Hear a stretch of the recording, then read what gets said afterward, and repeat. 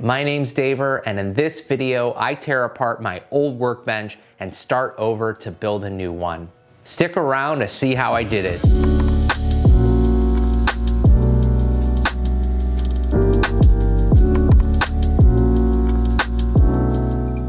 Over the past several months, I've been working on a new workbench, outfeed, and assembly table as part of my woodshop reimagining. This workbench and outfeed table will also be an assembly table and is a mega storage solution for my shop. This workbench project was also a good way to level up my woodworking skills while filling a necessity in my shop. While my last workbench served me well, and I've had it for a couple years, it was just not as efficient as I would like it to be. In addition, over the last few years, I've learned a lot more in regards to woodworking, and I wanted to take that knowledge and skill and put it into a brand new workbench. Now, if you want to see the old workbench video, it actually was my first two videos. It was a two-part build video, and you can check those out on my channel. Speaking of other videos on my channel, if you like content like this, please subscribe to my channel. It costs you absolutely nothing and only takes one click or tap. Depends on how you're viewing this. Now, without further ado, let's get into the build video.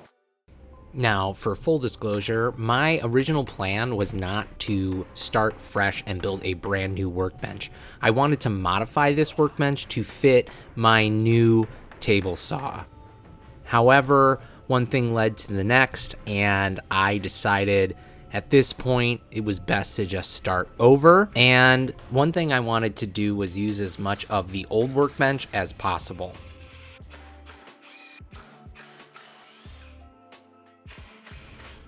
So I'm really glad that I decided to screw everything together and not glue anything together when I initially built my first workbench. And one of the reasons that I actually did this was in case I needed to move and take the workbench apart or modify it.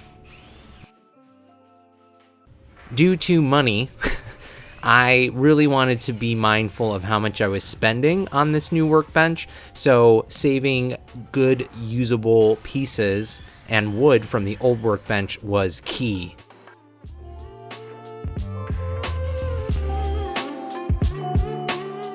Now, obviously I edited this process down, but this took a lot longer than I wanted it to. Now, for the new workbench, I knew I was going to redo the frame of the workbench and make it a lot stronger. So I'm using some 4x4s that I am milling in order to get rid of those round edges you get from construction lumber. Now, I could have used maple here, but again, money. So I decided to use some pine. I purchased these pieces and let them dry in my shop for a pretty good amount of time. However, I'm not sure if you can see it, but when I started planing and joining them, there was still a little bit of moisture there. And I guess that's on me. I should have let them sit after I milled them up, and then also used my moisture meter.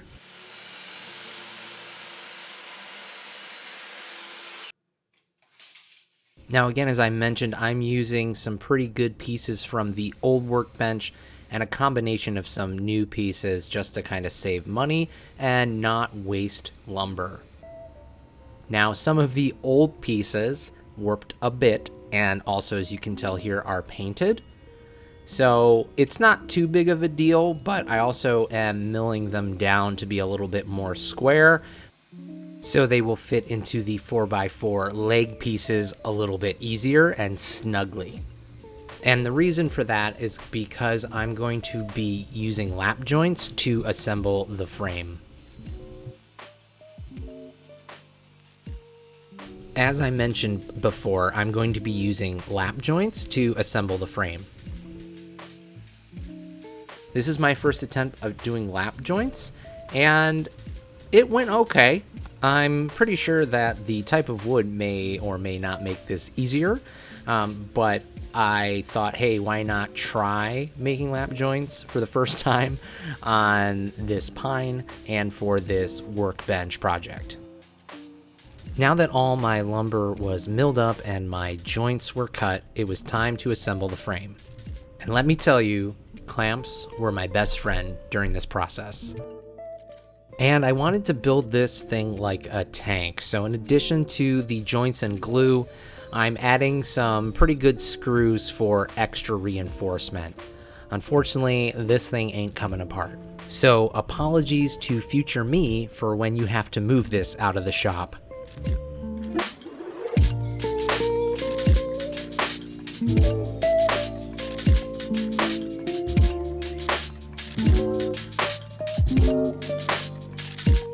Now, I was really trying my best to line this up, but using these clamps and a little bit of a tap-a-roo from my mallet really helped force these pieces into alignment.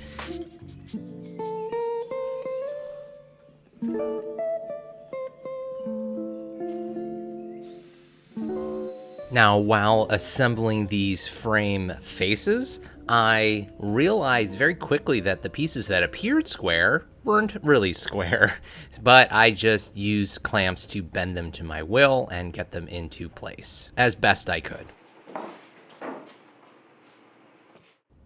Now right here I am marking out my joinery to attach both frame faces together, and I'll be using a domino joiner. Just kidding. I'll be using my Milescraft Joint Mate doweling jig. Come on, a domino joiner in this economy? And I'm using the 3/8 dowels to join these pieces together because I think that's a good size and it will be pretty sturdy. I'm also marking where each joint will connect because I don't want to mess that up. And I'm marking each connecting piece with a coordinating letter. Just made it easier to assemble this frame. And I'm also gluing it together because that's what you need to do.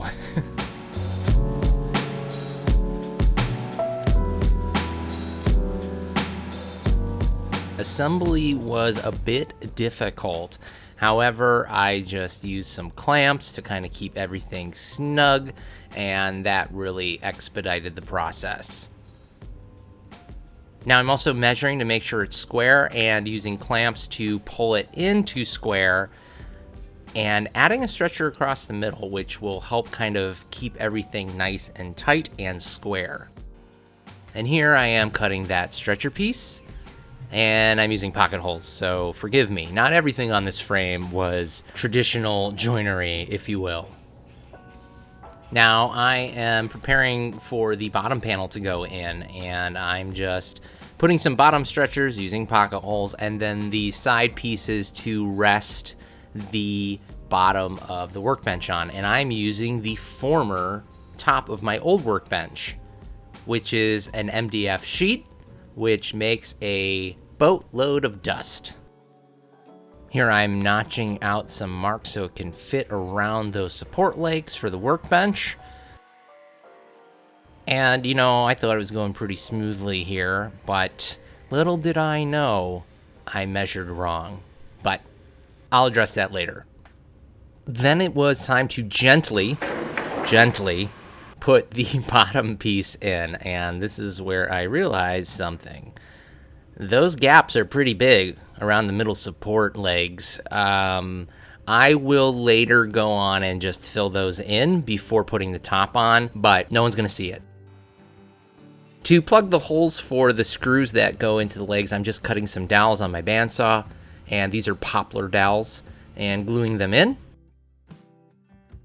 And then using a flush cut saw and a sander to make them disappear, and I'm painting it so you'll never know that I put screws in there, and I can say I'm a true woodworker and just use traditional joinery.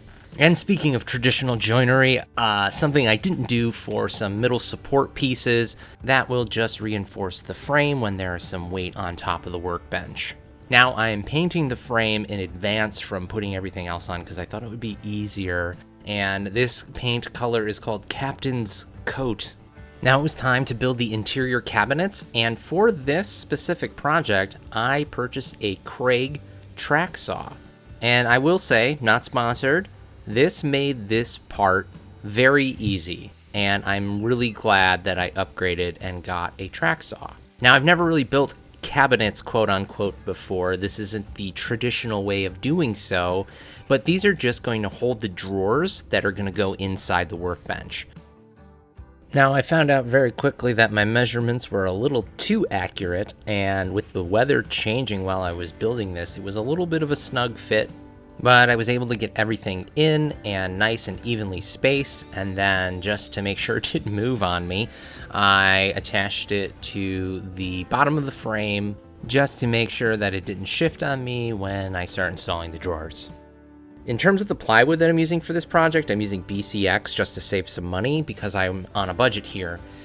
And what I'm doing is cutting up all the pieces for my drawer boxes.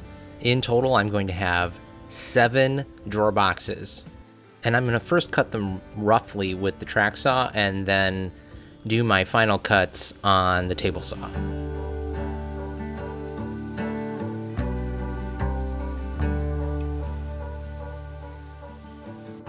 Now, for full transparency, I'm not making any fancy joinery for these drawer boxes. It's going to be down dirty butt joints, nails, and glue. They're going to get beat up anyways, so I figured don't spend a lot of time on them. Just make sure that they hold together. And I'm using clamps to kind of pull them in to square. And honestly, these things fit great. They're sturdy. They'll be fine. And if I need to replace them down the road, I can, and I will do that probably. Or at least that's what I'll tell myself to help myself sleep better at night.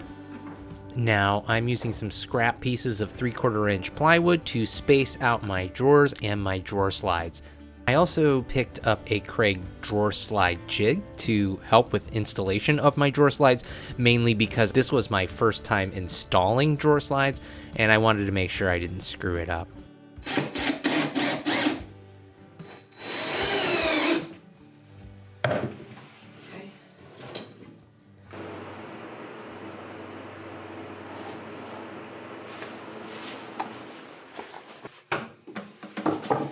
Once the drawer slides were installed, it was very simple to install the drawers themselves. And this really took no time.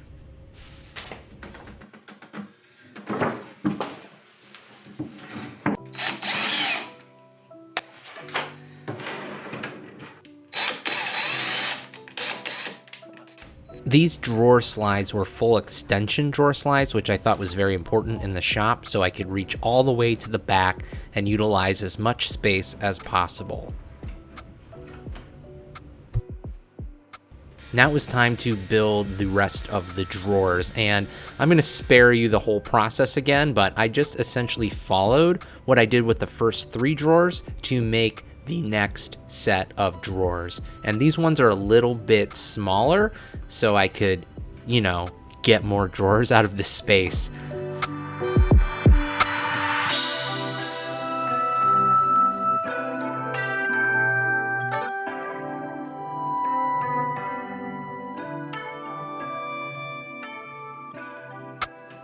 Now that the drawers were installed and all done on this side, it was time to cut the drawer faces.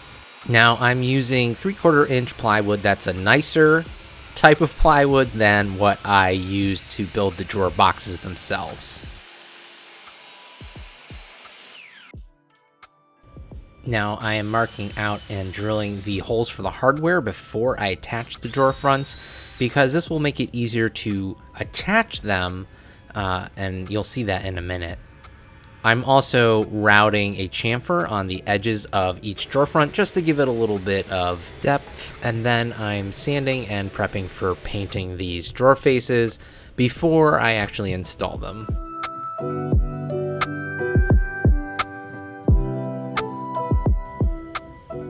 Now, to be completely transparent, I had a lot of difficulty installing my drawer fronts and mainly spacing them evenly. However, there are a lot of really good videos on YouTube for doing this, so I recommend you search for those rather than me explain how I did it, because a lot of mistakes were made.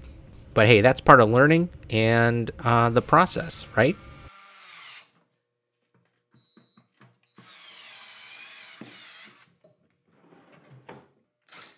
And for this, I did use some handy shims that I got off Amazon, and I got the idea from Michael Alm. I'll have a link in the description below.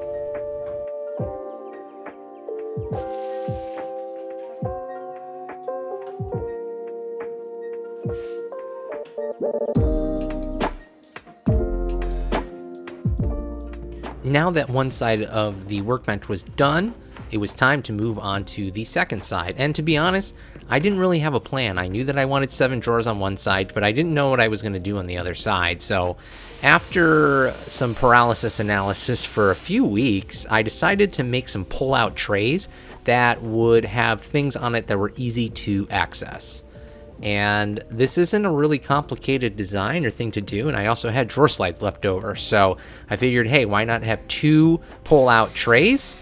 And yeah, that's what I decided to go with. Now, after going through a bandsaw blade, I was able to move on and complete building these trays. These were actually reinforced with screws, not just glue and brad nails. Again, these trays were not meant to look pretty. They are just meant to serve a function and be practical. And if I need to rebuild them in the future, I will. But the most important thing is that they do the job that I want them to do. And I can tell you that they do.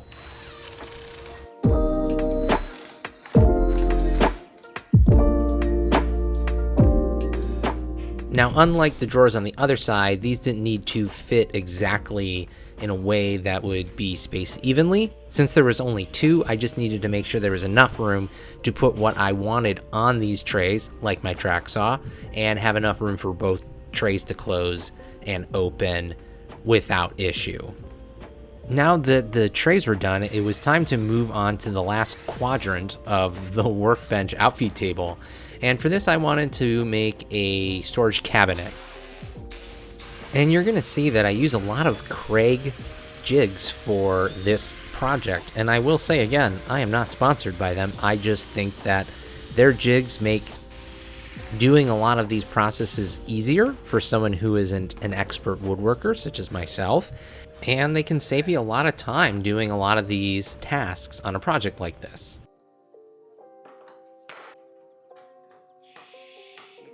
Now, besides the fancy European hinges that I'm installing on the doors, this cabinet section isn't very complicated. It has an adjustable shelf, and for the shelf, I'm using some OSB that was left over from the old workbench. Now, the hinges I purchased from Woodcraft, and they were probably $8 a piece, and they were super simple to install, and they work really well. Now, to hang up the cabinet doors, again, I'm using a Craig jig to set the doors on and make it easier to install.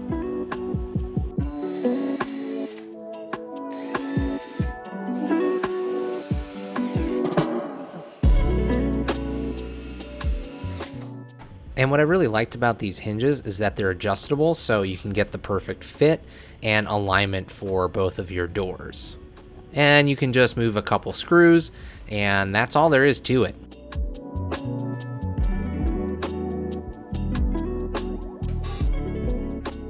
Once the doors were put on, it was time to install the hardware and some poles.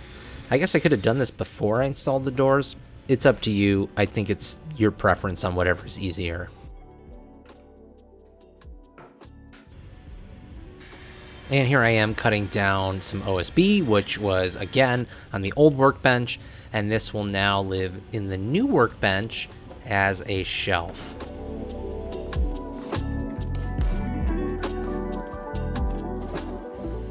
To make the bench mobile, I'm installing some retractable casters, which I believe are rated up to 1,000 pounds, and I'm gonna need it because this workbench is pretty dang heavy.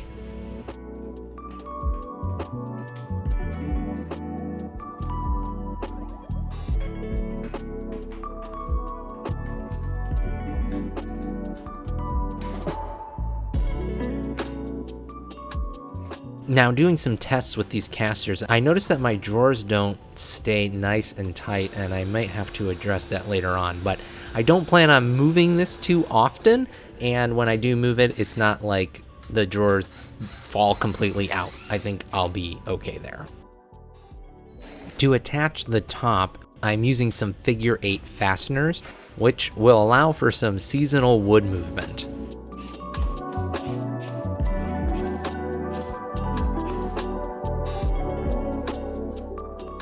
For the top, instead of using MDF like I did for my previous workbench, I'm using some melamine. And I'm trimming this to size using my Craig track saw, and I have to say that this sheet is extremely heavy. It was a good workout. Science.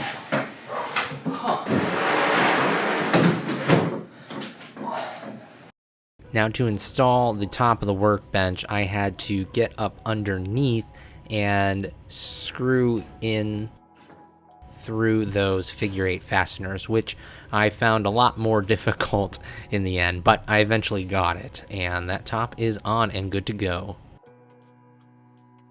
Now, to protect the edges of my workbench top, I wanted to use some hardwood, and for this, I'm using some yellow birch, which I'd never used before. And it turns out that I actually really like how this yellow birch looks, and I may use it for future projects.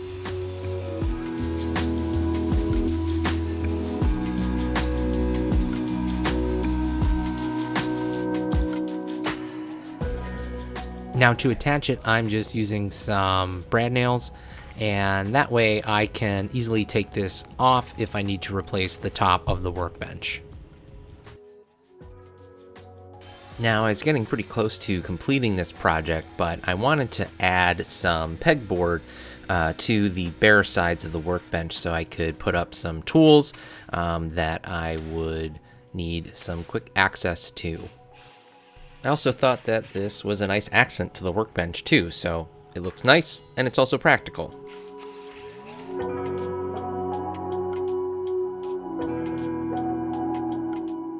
The next thing to do was to add leveling feet. One reason was to make sure that the table was level on my uneven floor, but also raise this up to meet my current table saw so it could be a proper outfeed. And another reason was to make sure that if I got another table saw in the future, I could adjust it to match the height of that saw. Just trying to future-proof my workbench. And the last thing that I did was take the old handles from my previous workbench and install them on this workbench. And these are just to help navigate it when and if I need to move it around the shop. Well, that's it for this video. I hope you got something out of it and it inspires you to build your next workbench. For me, I'm really proud of this workbench. While it took some time, I'm glad I did it, and I'm happy to start making more things. Hopefully, my next few builds won't take as long as this project did, and I'll be able to put out more content in the near future. That said, I appreciate you watching. Until next time, take care.